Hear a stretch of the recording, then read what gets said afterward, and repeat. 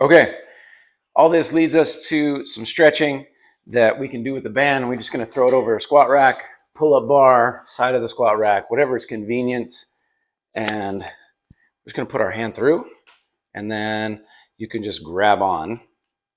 Most people do finger and thumb. I kind of like to split my hand. It feels a little more even to me. And then I'm just going to come back and then drop my chest to the floor, and you're just going to feel that stretching right here. And I'm just going to try to sit back and relax into that position. And then we can rotate palm up, and we can kind of move around and try to find different corners that are tight. And that's going to get the lat. Okay. Now, if I go for the chest, then I'm just going to simply keep my hand in here. I'm going to turn my body all the way around, palm up, and I'm just going to rotate away from the band. Hold that for an exhale, maybe an exhale and an inhale. When you inhale, you get further into the stretch, and then you go to, when you exhale, you go further into the stretch, and then you inhale and you're deep in that stretch, and then it fills that stretch with air, and you're going to feel a lot more stretch when you do that.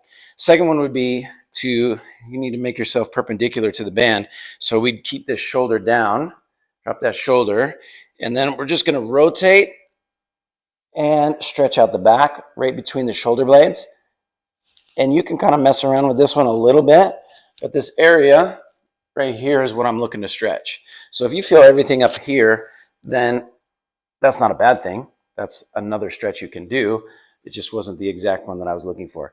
And then I would just simply chest,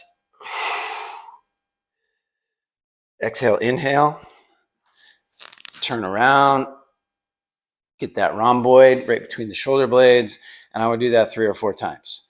Okay? And then lastly, we take our roller, we lay it down, and if I want to work on that overhead position, my hand's going overhead, this is one of those stretches where I'm going to take it and, it's way back here. Okay.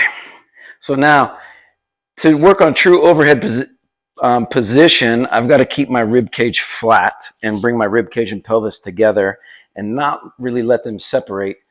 So if I let them separate, I'm really not getting a stretch in the overhead position, but I'm going to drop my hips. And as long as I don't let them separate, I feel a lot of stretch all the way through here. My left shoulder in particular has an old injury, so I feel some different things going on there that may not allow me to ever really get overhead very well. But if you're arching and just letting your back and spine open up or close and your rib cage and pelvis open up, then the stretch is really going away. We're not doing a lot there. So you can move different positions. We can just move the kettlebell back. We can get the roller and our bin back. And that anchor is going to allow us to get that stretch using our body weight. So hopefully all of that helps. I hope you did your 100 minutes at least once, just so you can feel it. I will never forget the first time that I did that. We were watching TV, and I spent about 90 minutes going from my feet all the way up. And when my head hit the pillow, lights out.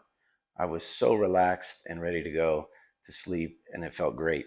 And the next day, I felt very loose and ready to go.